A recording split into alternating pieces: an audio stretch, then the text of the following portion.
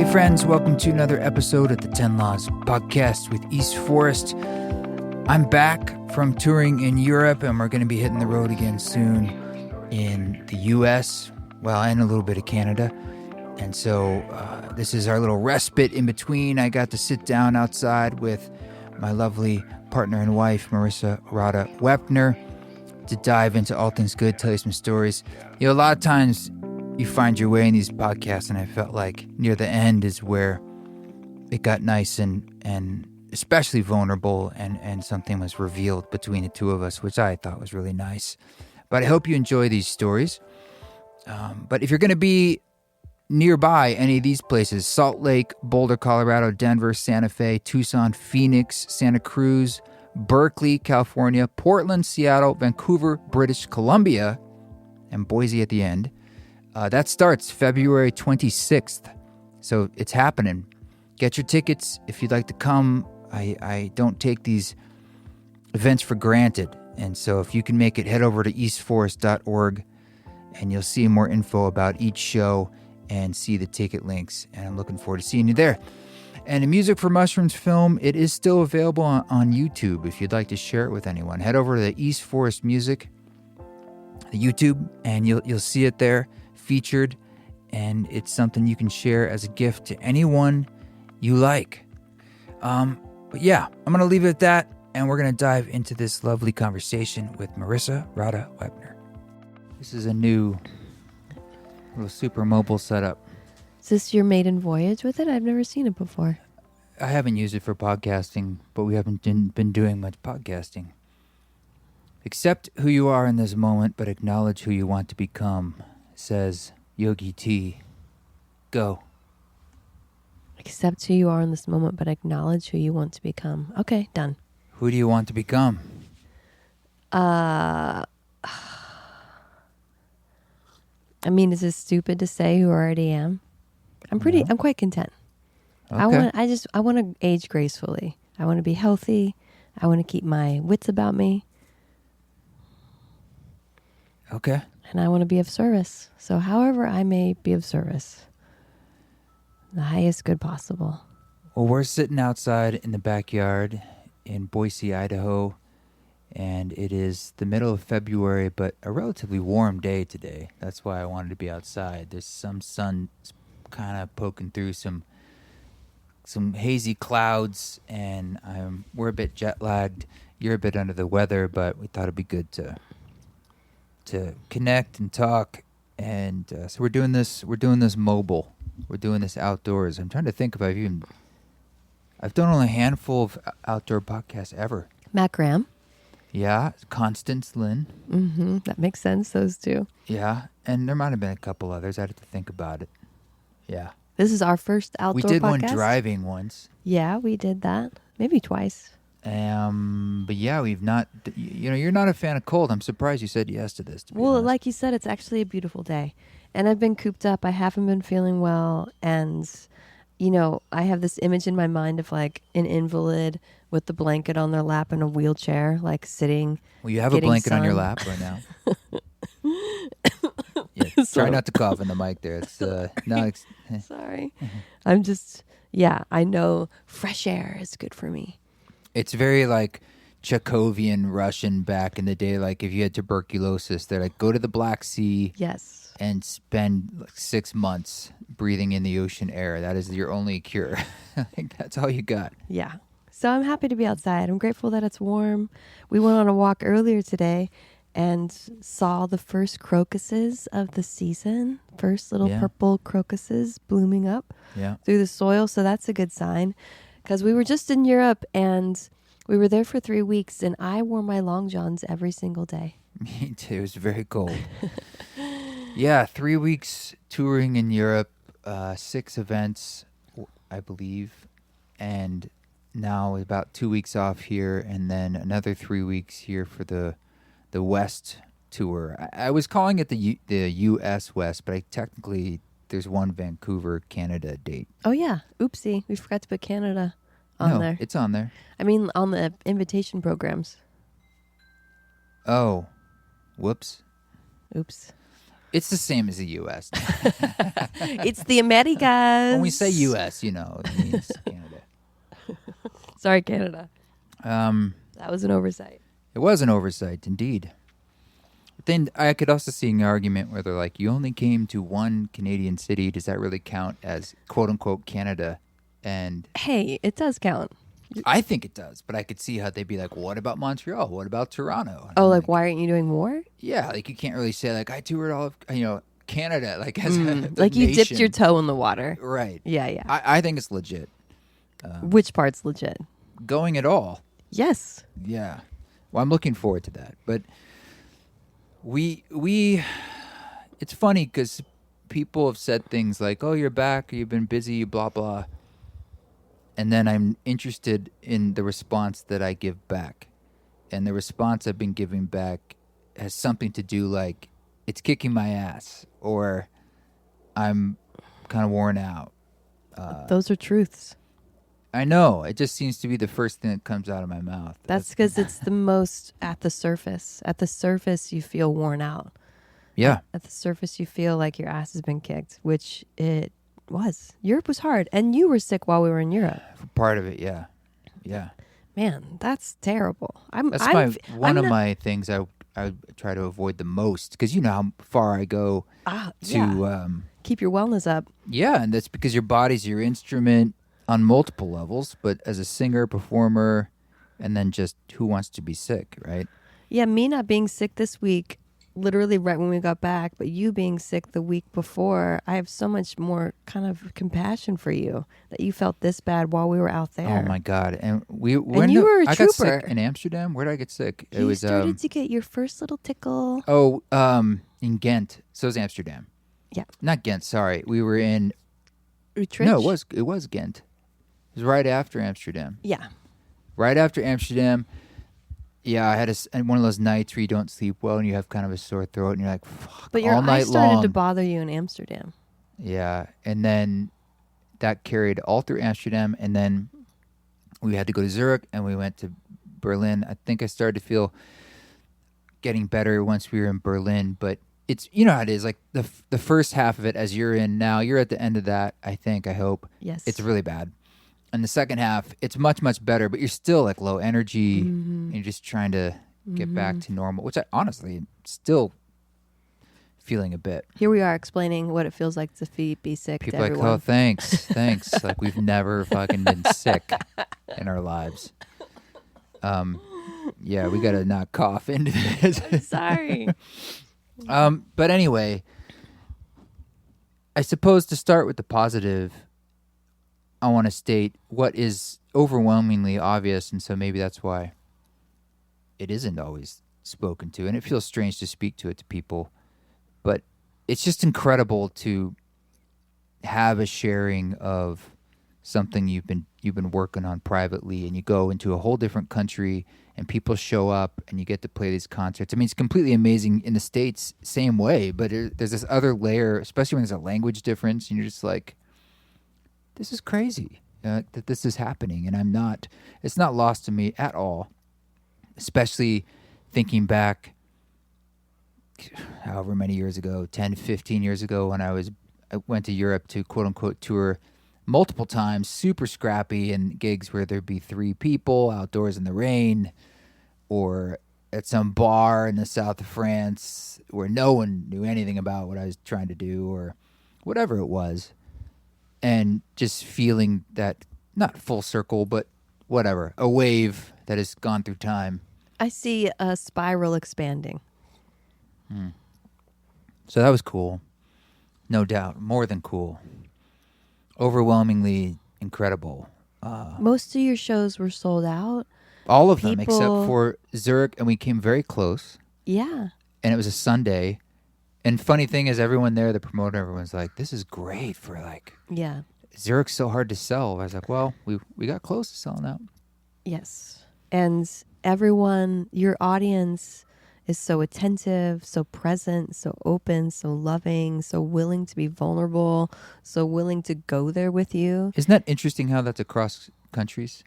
That's why I want to thank everyone who did come and for doing what you say, showing up so like admirably. It's the best audience. I love being on the road with you and being in these different venues because a lot of them are traditional music venues, and it's like a concert usually where it's like chatty chat and bar and people and paying attention, not paying attention, phones, blah, blah, blah, blah. And your audience is like, we are here it's very meditative. Shushing the bar. Yeah. And really very few people take their phones out. When I was sitting with the audience in Amsterdam, people were sitting in their seats on the ground and didn't even move their body the whole time. Like didn't even adjust their legs. Amsterdam? Yeah. Right. They're just... Yeah.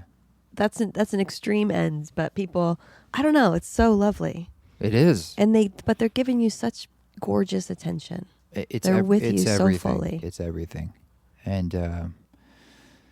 yeah, so I thought the shows were lovely, which is what everything is about. And I'll be sharing some recordings from them here and there on the Patreon.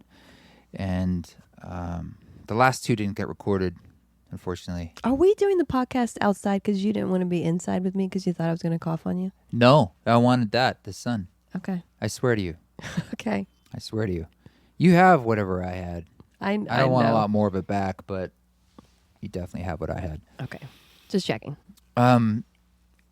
So all of that happened, and even though it was only 6 events, we were there almost 3 weeks. So obviously there was some downtime in between and travel time, and that time we had a lot of lovely experiences, and maybe we could share some fun stories and highlights. But it's hard too. It was cold, pretty much very cold and quite gray, if not rainy or snowy at times. Everywhere. And, schlepping the gear, and we had to deal with some issues and problems, some of them we've mentioned, that can kind of get you down. And you're on jet lag on the way there. Yep. You're trying to get on schedule. Yep, and now we're doing it the other way. And but we saw Peter. We saw Peter Broderick. Yeah, we had I had my first beers in a year and a half, and I had like 4 Guinness, and I got quite sick that night, thinking I was like, whatever, I can just have beer again. Didn't work out so well. We went to the seaside outside of Dublin. We went, what would that be, east? And the waves were crazy. It was stormy. It was like the stormiest, angriest ocean I've ever seen in my entire life. How high the waves were, how intense it was. It was lovely catching up with Peter. So much love to Peter. Yeah, he seems like he's in a good place, which is good. And he and I did some recordings more than a year ago, and I finally was getting into them. And so I'm excited to somehow share some of those because, honestly, I didn't even think we had much when we did record. We were just recording kind of casually at his house last time. But there are some special things in there, so I'm glad he's given the blessing to play around with them. That was a hard day. Peter's releasing an album, or has released an album, based on the music from Zelda. All right. 7. No, Final Fantasy. Final Fantasy 7. So check out Peter's new I don't think music. it's out yet, but it's coming out soon. It's either out or coming out soon. His renditions of Final Fantasy 7 music. Yeah, we got in his car and he had a whole bunch of Final Fantasy soundtracks from the game. A bunch, CDs. And I was just noticing them in the car door, and I was like, what are these all about? He's really into Final Fantasy. He is. Yes, he is. But he took it to another level, so that's cool. Yeah, I just remembered that right now. A mental note to myself. I want to listen to that. Check out the final. It's probably really amazing. I led a breathwork class too. My 3rd time at the studio in Dublin called The Space Between. Yeah. Which is really powerful and beautiful to have that connection with a developing connection with the community there. Some of the students have been with me the whole time, each of the sessions that I've done. And I reached out to other studios to try to have other offerings in the towns that we were in, and I couldn't break in. Yeah, well, you did one event. Yeah, but I wish I had done more. I would have liked to have, because I enjoy teaching so much. Yeah. Funny things, if you did an event in every city, you might make more money than I did. No. Yeah, seriously. No. Because your costs are so low. What costs? Exactly. What cost? Yeah. I don't know. Is there anything else you want to share from the trip? It was quite a trip. Well, we're still in Dublin, but one of my highlights there was meeting Don Letts after the show, who was Yeah, so after my performance, they had another event like after that in the same building venue stage. That was like a DJ party. Yeah. Friday night kind of thing. And so we were thinking like, ugh, like I shouldn't say that. I shouldn't make that noise. I was just because I had to like get off stage quickly and that kind of thing. And I was like, oh, everyone had to kind of get out of the venue to turn it over. Yeah, it was just, yeah. And so the expectation was that it was just going to be some party night. And then when you got done and we went back into the green room, there was this old dready black guy sitting on the couch. And I just said, kind of salty dude. He was like, I could tell he didn't want to like say hi. I was like, what's up, well, I man? said hi right away. I did too, but he was very just kind of like, whatever, I'm just here to, Well, he's probably thinking, well, these people are in my space. We're sharing a green room. Dude, he's done thousands of shows, and he's just like, these people are leaving any minute. I don't need to like meet them. Well, we didn't leave any minute. No, we didn't. But I said hi, and somebody had just given me some mushrooms. And so I said, do you want these drugs? As per usual. I said, do you want these drugs? And he's like, I don't think he took them. I think somebody else took them. But that kind he of wanted weed. Broke the ice. And then we discovered it's Don Letts from... he's got a BBC radio show. Old BBC radio show, big audio dynamite. And it was like a old school, not all old school, but like reggae ska. Yeah, he's like deep reggae head. It was DJ. so great. So I made Krishna stay so that I could dance to this DJ set. Mm-hmm. And it was awesome. Mm-hmm. It was so awesome. It was like Dublin skinheads, Dublin old punks. I don't know. You showed me a video and it looked like a bunch of middle-aged white Irish ladies like dancing. Yeah, that in there. And then all the men sitting on the chairs. That's how it started. Yeah, that's me. I'm a middle-aged white lady. But as a kid, of Irish descent, as a kid, it was like weird. This was a fantasy for all of us kids. It was just so great. So that was fun. Cool. That was a highlight. And Don ended up being super sweet. Oh, he was great. It was nice to meet him. Yeah, we weren't in Dublin super long though, because I think we decided to have an extra day or two in Amsterdam because you hadn't been there before, and so we did. We went there and had a little extra time. Mm-hmm. Toured around, did the classics, Red Light District. Saw that. Smoke shop, coffee shop, as it's known. Mm-hmm. Anne Frank house tour. I like you put those three together, but like the classics. The Anne Frank Museum is actually great. It was very crowded, but I'm happy we got a chance to finally experience that. And we went to a bunch of museums because we also took a day trip to Utrecht and went to that musical instrument museum. And the museum of, what would you say? Not musical instrument museum, but instruments. Machines.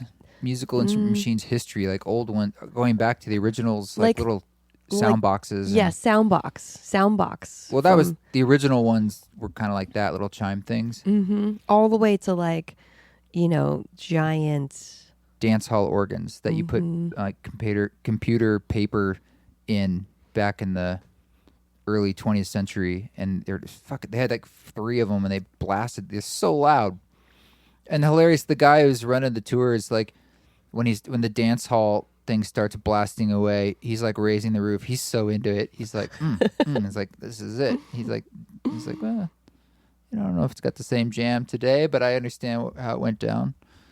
Yeah, that was fun.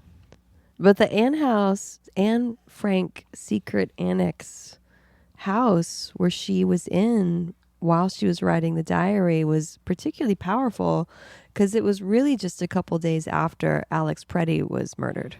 Yeah, and it was very prescient for us too to see it then. Things were, just for myself, like all the emotions of that and ice and this sense of my own personal sense of like, yeah, I would hide people. I would take people in. and I would hide people. And we might have to do that for our neighbors. Well, now you've said it, so it's sort of the AI will swoop that up and log that into the system. They'll knock on our door first. Go there. Where are the people you said you would be hiding? We've changed our minds. We will not be hiding people. Just wink, that, wink. There's, I don't know. It's like, are you supporting and helping your neighbors, or are you ignoring everything and saying, not me, not my problem? Yeah, I mean, the Anne Frank house. Otto, who is the guy who was hiding them? What was his name again? It's on the tip of my tongue. Otto was the dad. Yeah. But it was that guy seemed cool. But, that was a decision they had to make relatively quickly, and they put that whole situation together and built that bookcase to hide the entrance, and they had a working shop downstairs and storefront in the front that had to hide the knowledge from all the workers. So all day long, no one could really make any noise or use the toilet or anything. No water. And then wait for everyone to leave. They get the okay, and then they can basically come to life a bit. But still, you couldn't have the lights shining out of the windows, so you had to black everything out. Yeah, 2 years windows. they lived like that. Eight people. And then so sadly, the last train to leave Amsterdam to go to the concentration camps, that family was on. After Europe was liberated. Liberated. They had heard on the radio that essentially the war was quote unquote over. And they're like, this is it. We finally made it. And of course, the battle dragged on all the way to Berlin for, I don't know, months, a little bit. And it was ugly. And these fucking Nazis didn't give up. It's so tragic. Totally. So heartbreaking. Yeah. So that just really hits, with everything that's going on in our culture. Yeah, and that wasn't all that long ago. No. Or when we were in Berlin, I told you we were just walking around, and it's cold, it's winter, it's gray. And we were in East Berlin almost the entire time, which is a different look, of course, than West Berlin because of the history, more Soviet. And we were walking out of this cafe and walking around the corner, and there's this building, and there was this picture on the front of the building where they had, I guess, history of that building company. And it was talking about how it had been socialized or taken over in the war by the Nazis, and then basically how they recovered afterwards, and they're still around. But they had a picture of the building during the war with a giant swastika up there on the front of this building. Right where I'm looking, I look up. Of course, it's not there. And I look up, and you can just imagine this whole area. Of course. But it just makes it sort of obvious in a way that very real. Like ground zero. Just everywhere we were walking, it's like in the same way Amsterdam for the Franks, it's like, yeah, you can't go outside, and it's just the entire place is a complete police state in that way. Where they're just rounding people up like that. And so it was horrible that we have this domestic police force situation here of masked, it seems so absurd, masked people. It's like not identifying themselves as what they are either. It's modern Ku Klux Klan, who are also masked. It's fully racist. I think it's different than that's worse because it's the state. It's from the state, yeah. It's it is worse. It's just there's no other police force, so to speak, that we have that mask themselves like that. You only see that in countries that are sort of either totalitarian, authoritarian. That's the only place you see that. What do you think we're in, babe? I don't speak in those black and white terms because, I don't think all I'm saying is it's terrible. Yes. I don't think it's accurate to say we're in a police state across the board in this whole country at this moment. No, but that's an element of a police state happening. Yeah. It started happening back in, as it was revealed in the Snowden stuff. Yeah. And WikiLeaks. It's been going on. It was just back then. It was so corporate. That was just surveillance. What you're talking. Not just surveillance. Yes. It was so corporate that people. It just had a smiley face on it, but there's still a lot of control going on, and everything that's been happening since then with social media and the amount of control, and that's the psychological warfare that's been going on, and people don't give a shit. They're like, control me. It's like, I like this. I love TikTok. I love all these things, but it's 100% ways to manipulate. It manipulated many things. It's created more tribalism amongst us. which has created more of this populism, and so what we're seeing now is just more symptoms of that. But it began a long time ago. I completely agree with you. So it's powerful to go to that museum, among others. But what did you think of Amsterdam? It was your first time there? I enjoyed it. Yeah? Yeah. Would you go back? Sure. I don't feel like a huge urge to go back, but I would go back.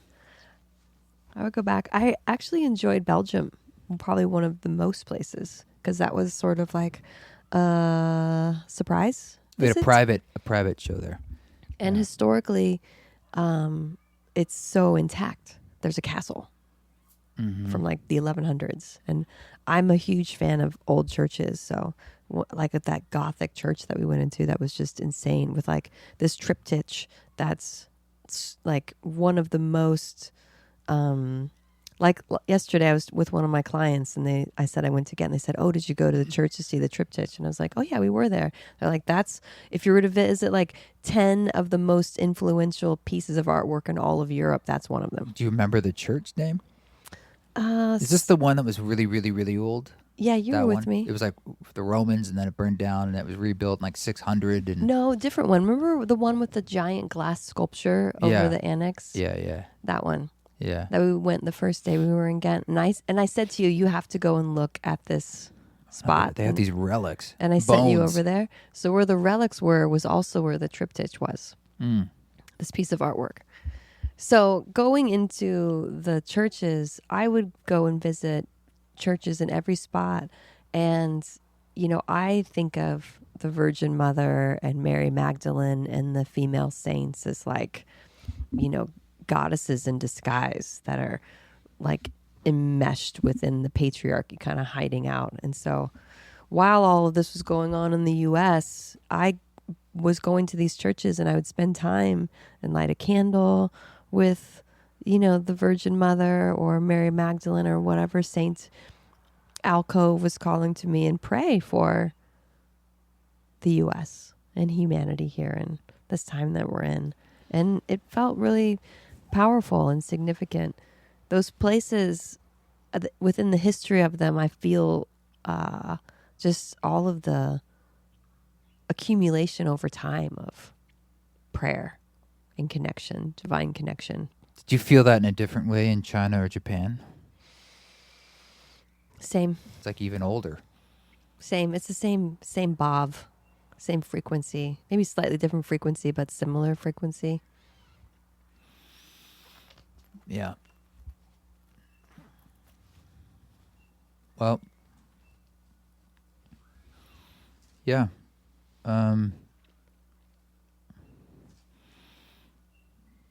But we made it back, and it took a long time to get back, but we were delayed many days because of weather and things and the Super Bowl. Let me explain this.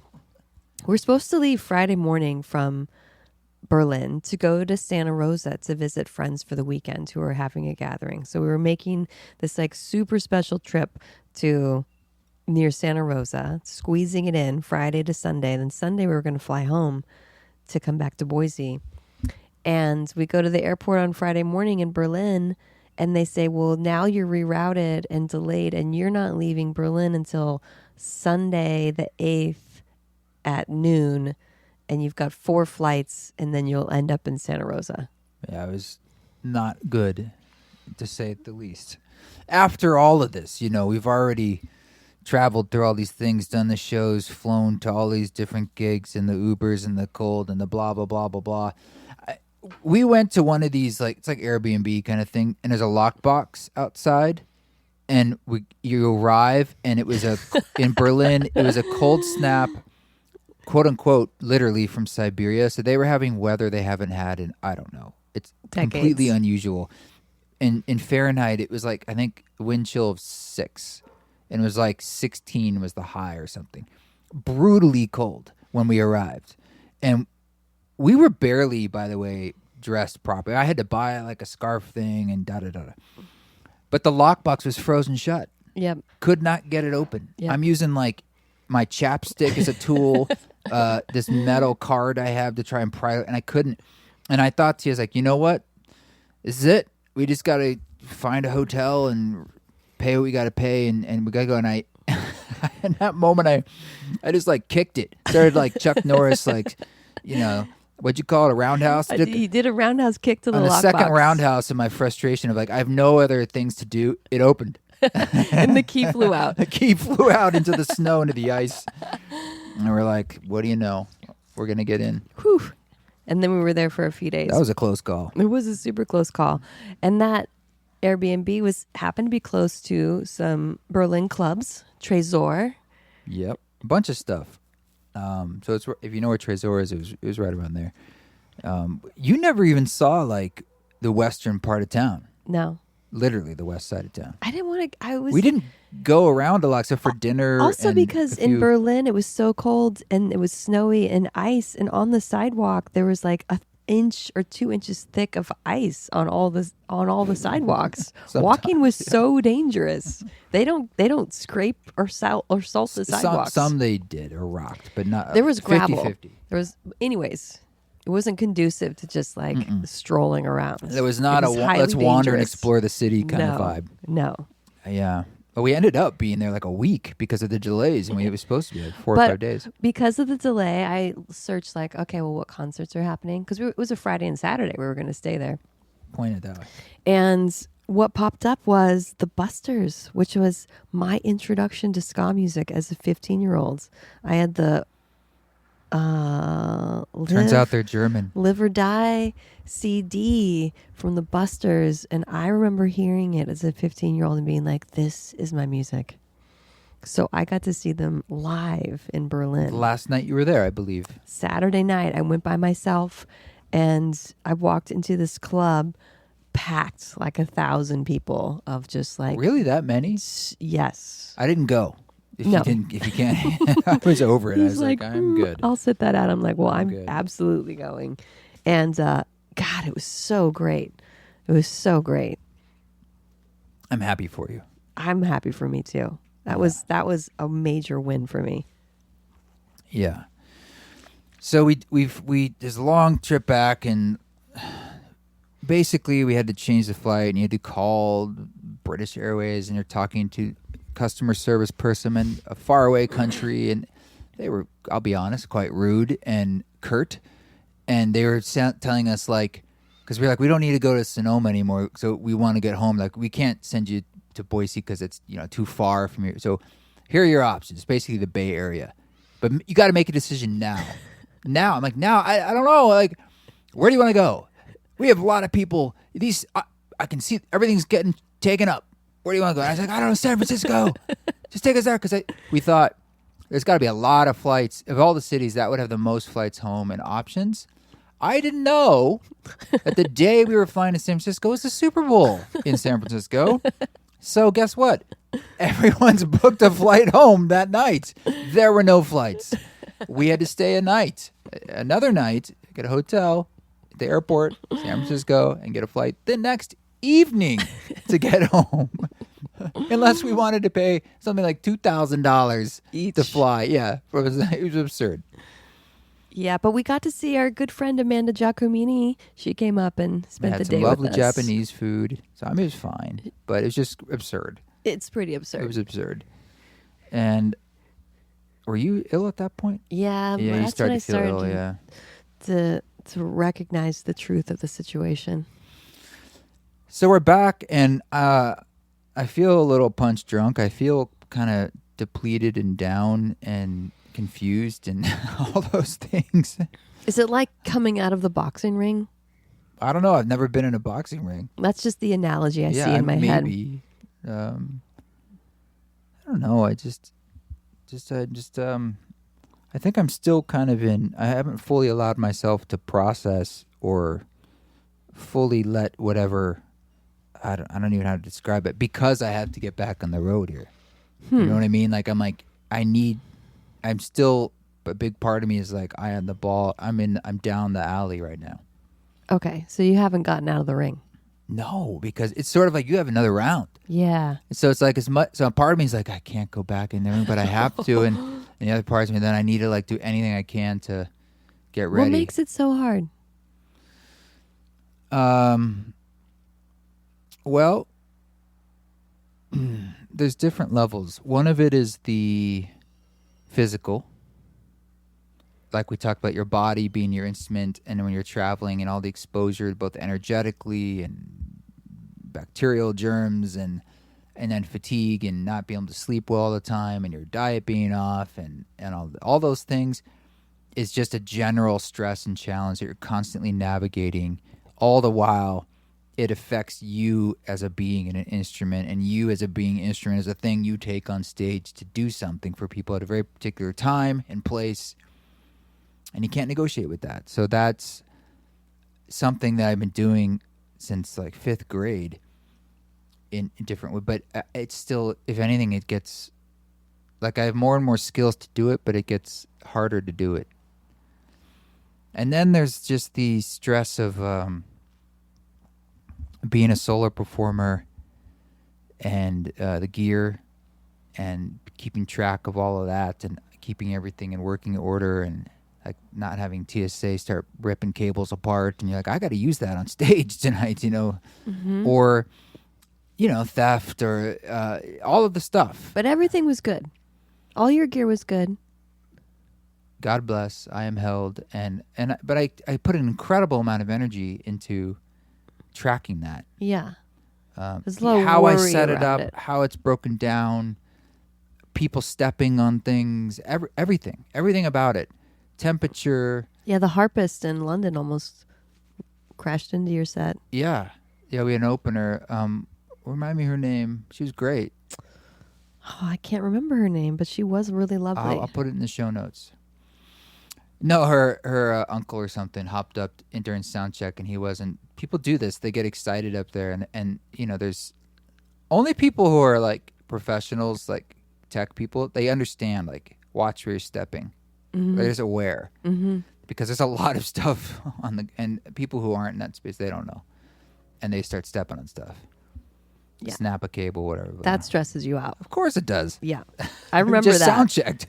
You were like, there's a guy on stage.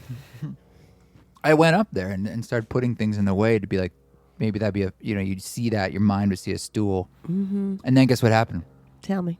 I put the drum throne stool in between my stuff and him. Mm-hmm. And then during the changeover, the stool is a seat on top and then a pretty heavy stand. Yeah. And it came apart as I lifted it up, and half of it fell onto my loopers, like as I'm changing over from my set. Oh no. So it's this whole like thing of me being like, here I am, fear, protection, and I'm the one who drops shit on my own stuff. Oh, shit. Yeah. Yeah. Shout out to Boomerang loopers though. Metal chassis, so. That's your fave. That's your go-to. So it's just, I don't know, and I suppose there's also the other level of having to express yourself and be vulnerable in front of a crowd of people you don't know. To perform. Yeah, there's that whole level of wanting it to go well and wanting to be feeling prepared and fluent and feeling the execution is adequate for people's desires and hopes, and it's so, if anything, it's so obvious to us how much work goes into just getting to that stage, especially when you're coming from somewhere else like over here. It's almost absurd. Mm-hmm. But really, and that you have to almost not think about that too much, because it is almost absurd. And in that way, I'm in this weird mindset of how I recognize, and I've been saying this for a long time, how the future of art and particularly the music industry is going to be in the live space because of AI and it already is, but even much, much more. And yet it feels like the least sustainable aspect, because it's just the ratio of output energy to do it is just nutty. And it's just gotten so much more expensive. It's expensive for everybody. Yeah. For us, the costs go up and up every year. and tickets go up and fees go up. And so I don't know. I'm not sure what to do. I'm not saying like I'm going to stop performing. I'm just trying to figure out the sustainability of the how. Yeah. It's crazy to have like 2 hours of this static, plugged in, super connection experience with people. And I feel like you said, the audiences are so killer. Mm-hmm. Like we're really vibing. Mm-hmm. And I feel it. And then you have these 22 hours of grist. I don't know. We had some good times, don't get me wrong, but even in the good times, you're still aware of like, man, I'm tired. Or, tomorrow we got to do still spinning the plate. Like you don't. It's you always can't let it down. Mm-mm. You can't let it down. Even for me, I always feel it. Well, okay, I hear that you've got this last run coming up, and you're marshaling your energy while trying to restore. Yeah. And you have a lot of planning to do still. Yeah, it's a lot of to-do lists and prep to get ready to go. And I'm tour managing this time, which I'm not even going to get into it, but it's a lot of details, to advance the shows and so forth. But we're doing it. Just gotta. I'm looking forward to a lot of these places because the funny thing is, some of the places in Europe I hadn't played before. And some of the places in the Northeast tour I hadn't played before. Mm-hmm. A lot of these are places I feel like we have communities. Not all of them. Some of them are new. But that's a good feeling. Yeah. Like I'm looking forward to I want to connect to those people again. Yeah, back to Salt Lake, back to Boulder, back to Phoenix. Santa Fe. Mm-hmm. Back to Berkeley, Vancouver, back to Portland, back to Seattle. Mm-hmm. No, so that's great. Well, sorry to disappoint everyone, but I will not be on the road.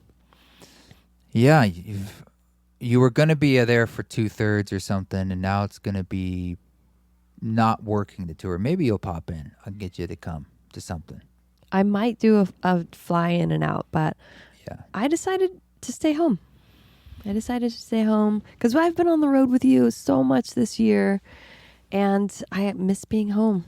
And Benji, you said, is growing up fast. Yeah, my 14-year-old will be 24. 14 going on 72 or whatever the hell, these kids. Yeah. Yeah, I want time with them. If you said, I want time with you, he'd say, why? That's his favorite thing right now. It's like, why? Why would you say that? I texted him when we were away. I said, how was your week? Why? Why are you asking? I'm like, all right, smart Alec. Now I'm going to be home. He misses you. Yeah.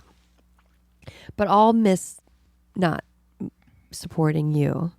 You'll be missed. And meeting everybody, because I enjoy those connections too. I have a lot of lovely conversations. Yeah. No, I mean, there's a lot of human connection there. That's a real blessing. Yeah, true, deep human connection. Mm-hmm. Mm-hmm. That's what we're all real hungry for anyway. So, me too. I get it. I totally get it. It's a strange thing to it's such a compacted thing, like night, move, travel, night, versus like you do that and then you have a month off and like, wow. And then, you know what I mean? Mm-hmm. It's a very strange way when you pack it together like that. But that's the nature of cost in the music business, like just trying to make it sustainable. When you rent things, most of the time you rent it for a week or you pay people for a week. Well, this coming tour, you're bringing the piano from the house. Yeah, I sure hope so. Yeah, I know. This is crazy. When we were in Dublin, this dude delivered the piano and I watched him do it by himself with this really cool piano dolly, and he didn't seem to strain ever. It was all leverage. And I was like, holy shit, that's a whole different way of thinking about it. You don't lift the piano, you tilt it on wheels with this thing in the middle. He got up on the stage, same thing, just kind of propped it, and then it got, and then some guy kind of helped him get it up there, but got out of the van and by himself. So I immediately was like, I need to get one of these dollies. And you did, so in our living room. Similar, yeah. They don't make them the same way as the ones they had in Europe. And I found them in Europe, but they're incredibly expensive to get to the States. I was like, I can't spend like $800 on a piano dolly. That just hurts. Yes. So I found an American company. It's similar. So I'm hoping it'll all work out. And I had to buy a ramp. I'm hoping that works out. I'm hoping the whole thing, like the leverage and the math. We hope everything works out. We don't have any. Yeah, there's not much wiggle room. It's just like you got to wheel it in there and go. And the show's that night, so. Hey, but for part of this tour, last date, baby, Boise, Idaho, March 28th, you're playing live for my Yoga Nidra meditation for Yogafort and Treefort Music Fest. I'm very excited. It'll be different than the rest of the tour, of course, but it'll be kind of a nice way to wind down and do something embodied. It's the penultimate wind down. That is true. So, it's a part of Yogafort. Yeah, it's special because, a lot of folks find you from classes, playlists, and you don't play for experiences hardly ever. Well, less. It used to be that's all I did back in the day. Yeah, now you rarely do it. So if you want to have an experience where East Forest is playing like you would get in your studio, but it's East Forest live, and I'm going to lead you in a deep, long meditation, come out to Boise. You can get a ticket to just that, right? Yogafort? Yeah, you can get a ticket. A Yogafort ticket, dude, is $75 for 2 full days of classes. And all of them have live music. Yeah. Masood Ali Khan's going to be here, who's an incredible hung drum player, and his beloved Sienna Sherman, my teacher, Amba Stapleton, which is a big fucking deal that Amba's coming to teach classes. And then dance and workout and kirtan. Anadi's going to play that you were. Yeah, so it's the last week of March, right? The 27th and 28th. It's part of Treefort Music Fest. You could come out for Treefort Music Fest and do all of which is a great value, too. Huge. For the ticket. It's crazy. Yeah. Anyways, come out and see us in Boise for that. It's going to be fantastic. Is there still time if this episode comes out expeditiously for people to join your pranasage training? My pranasage level 1 starts next week, which is February 19th, so probably not. But level 2 is going to be April 23rd through the 26th. And there's a world where if you didn't come to level 1, you could still do level 2, but you wouldn't be getting the full sequence. But I'm super stoked to lead this training. It's a 100-hour training, 50 hours level 1, 50 hours level 2. I don't know, if somebody wanted to do a training in a technique that's yoga, body work, massage, how would you describe it? It's a mixture of yoga and Thai massage. Like, so you're doing the movement to someone who's sort of lying on their back most of the time. So the receiver, it's like passive yoga. And so that's kind of massage aspect. But they're obviously moving your limbs and your body around kind of like you do in Thai massage, but it's from a yoga standpoint. Yeah, and you can use it as like a standalone thing where you do it one-on-one with somebody. Or like me knowing pranasage makes it so that I give amazing hands-on assists in yoga classes. And it gave me really just so much confidence in my own hands-on touch with my therapeutic clients or people that I'm facilitating. So if you're a facilitator and you're curious about hands-on work with people that you're guiding, this is a really great practice or technique to learn for just that too. So it's not like you have to be a yoga teacher or body worker. You could be a facilitator or a breathwork guide or Yeah. But I just launched my retreat, the Our Sacred Mother retreat, that's going to be in Mexico this summer, August 1st through the 7th, which is one thing I'm really looking forward to. Yeah. Cool. Well, our Esalen retreat for this summer, I think yesterday had 4 spots left. But get on the wait list if it sells out, because people inevitably sign up just to snag a spot. It always happens. And the wait list people always are there. So if you don't get the spot that you want right now, like he said, certainly sign up for the wait list. Definitely. And if you want to come to Mexico and visit Guadalupe and Tonantzin and reconnect to the Divine Mother and go to see Frida Kahlo, go to Teotihuacan, go on a hot air balloon over Teotihuacan, do sweat lodge, go to some sacred geothermal caves. My August retreats for you. Well, your website with all that's in the show notes. Before we go, I just want to send our blessings and honoring and hearts out to the Vanderbeeks. We heard about James dying recently. And we didn't know them well, but we met them a year and a half, 2 years ago, and had a lovely dinner at their house and got to meet their family. It was right after the total eclipse in Austin in April. Right. And I think James had maybe recently been diagnosed. They had just gotten the news. It was fairly fresh. We didn't talk about it in detail there, but anyway, it was just terrible. You know, they have beautiful family, very vibrant family. We'll tell you this memory of that night. They have these 6 children. I think 5? No, there's 6. 6? Like from maybe I'm going to guess, 2 to 14.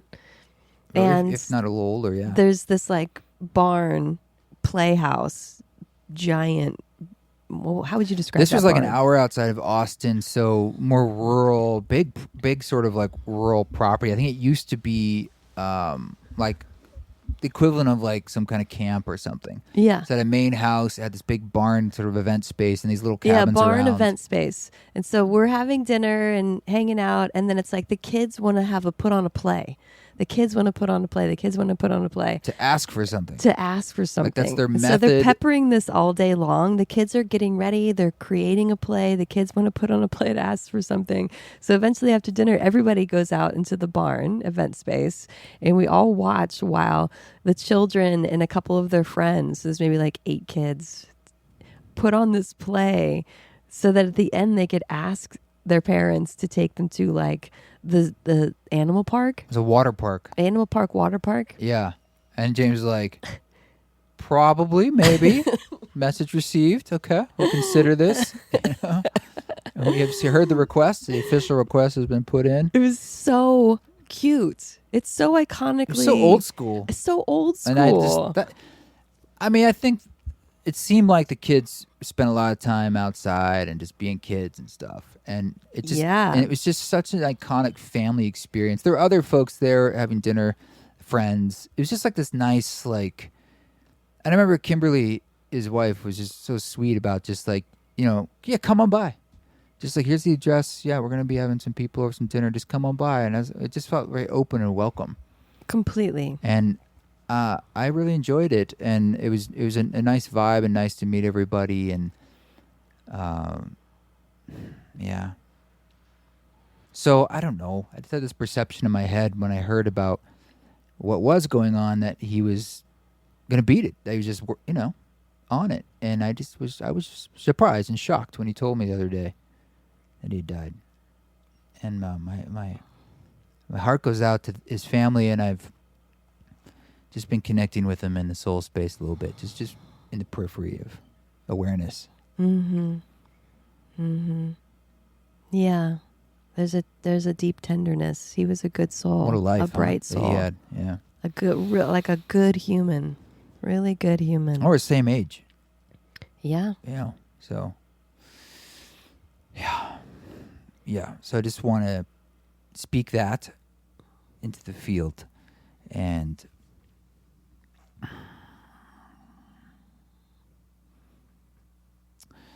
it was maybe it's in the field because I've been thinking a lot about what is the primacy of our existence and how that is all there is, and these are things almost platitudes in a way, and spiritually, but it's how they become embodied within your own private consciousness through your own stories, through the own inner manifestation of how you talk to yourself in a way, who you identify as inside. And when I was talking to Leonard Picard yesterday for his podcast, he sort of spoke about this. He brought it up independently about the 8 or 9-year-old inside. And I'm like, yeah, I think it was 10. I'm like, it's so true. I don't know if this is how everybody is, but it feels like there's that kid inside. Mm-hmm. And that's kind of who you are. Oh, and everything else is this identity you put on top of it. Yeah. Yeah. Yep. And that kid voice, which I don't even think of as a kid, but if I think about what age is that, I'm like, oh, yeah. It's almost like it gets arrested in a sense at that time. Hey, what's up? So that's kind of like the real work in the privacy of your heart. Is with your 8 or 9-year-old? Yeah, absolutely. Absolutely. And you sent me that video that James made, I don't know when, in the past, a few months ago. Kind of saying the same thing. That we're worthy of love and you're worthy of your own love. Yeah, just the existence of you without anything. That is, and everything else is kind of story and an identity we put on. I thought about Ramdas when he talked about trying to become nobody. Yeah. It just became a little more real for me. I'm like, yeah. I mean, yeah, it's an idea before. I'm like, yeah, I get it. I totally get it. But when you have to translate it into your own story, what that means inside to you and the child within. Are you worthy of your own love? Yes. Absolutely. But I know there's stories where I say not. Yeah. But I think that's like the real vanguard. So of what's going on. So it's a kind of acceptance. And the acceptance is not a loss or a not meeting of some goal. It's an acceptance actually of what is, but an acceptance of that love. As James put it, God's love. When he made a point, God, whatever, use it. I'm not trying to trigger you. Use whatever, universe, whatever you want to say. But the fundamental love, and when it comes essentially from you or to you to the child or from the child or whatever, that's almost like the closest manifestation inside of it. Because it's like not an idea. It's like you inside. And it's subtle. But not. But I don't know. I'm playing around in my own mind and heart with like, what is that, and what is that? How does that manifest beyond an idea? Well, with your own inner intention and inner focus, like you can feel the inner child. We can all. Eventually, people will be able to feel and sense their inner child, make a connection, touch point. And tending to them just as you would a child. Just as a child needs tending and loving too. You provide that internally. It's a very quiet inner process that's very soothing. Well, I'm not a mother either. And so maybe I wonder if for you as a mother or the feminine energy, if it's almost more natural. I don't know. Does it feel natural to you to tend to yourself in that way? I think it is, but I also grew up in a way identifying with a masculine energy of work and identification with accomplishment and doing really. And this is about the translation for you would be like you would interact with a dog. You get that. There's a little puppy, Pepper, sleeping. Oh, she's sleeping right here next to us. But when you see a dog, your big heart comes to the surface. Because I see such purity and innocence. Exactly. And all of their stuff, I'm like, yeah, that's just dog stuff. It's not your fault. That's dog stuff. Yeah. That you could translate that to child. Human stuff. Yeah, but that you have more, there's more of a barrier there for you. But with dog, you're right there. So I'm a dog. Inside. No comment. Remember when we asked ChatGPT, this is a while back, like, make me into it. You upload a picture and like, make me into a dog. Yeah. And we are all different dogs. And the one it made me, and then you look up the traits of that breed, and it was kind of weirdly accurate. But it put a sweatshirt on me that said unclean. I don't know why. Well, you were wearing a sweatshirt that said unlearn. Yeah, but why did it change it to unclean? Who knows? Exactly. So I don't know if that was a judgment on dogs. That is funny. It's hilarious. Unlearn. Maybe unclean is like a dog's version of unlearn. I don't know. Yeah, they want to roll in the stuff, right? I mean, they're like, we're the ones that want to clean them up. Yeah, they do. They're like, that's good. Yeah. Yeah. So it's actually a compliment. There you go. He's just like, I'm so dog. Yeah. I'm so unclean. I'm so legit OG dog. And I'm like, yeah. So that's kind of what I'm playing around with. And what I find the energy that results out of that is peacefulness or a kind of quiescence, or it definitely feels like a loosening of the grip where it's like all this other stuff. It's still stressful and I'm like, I got to do it, but it feels a little more like a job. I don't mean this in a bad way. But I feel like I'm a little more separate from it. Great. Whereas most of my life, it's pretty much identification with the role. Yes.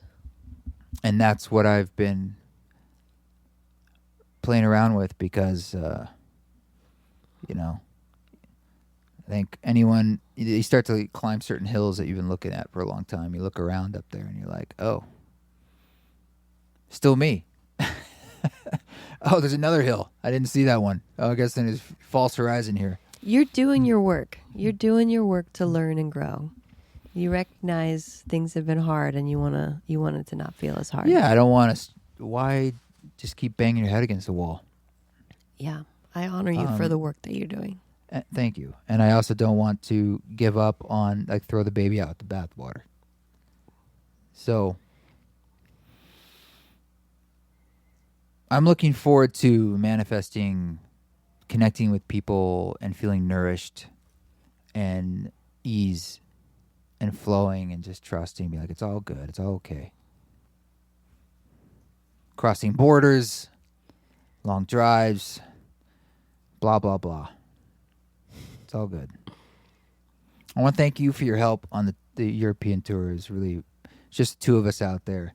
And you were doing it, putting up with it, schlepping it, doing it. And I want to thank you for that. You're welcome. Yeah. You're welcome. Comes from love. Yeah. And I'm honored to be by your side. Definitely a memorable trip. Something we'll always remember. Yeah. Very grateful. Very grateful for the opportunities we have to explore the world together. Yeah.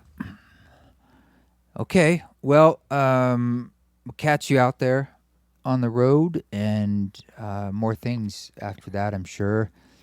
I've got some fun things in the cooker, but I hope that all of us out there amidst everything, my request for you is a little more yoga, a little more ice cream, less social media, stay informed, but keep that shit not too much.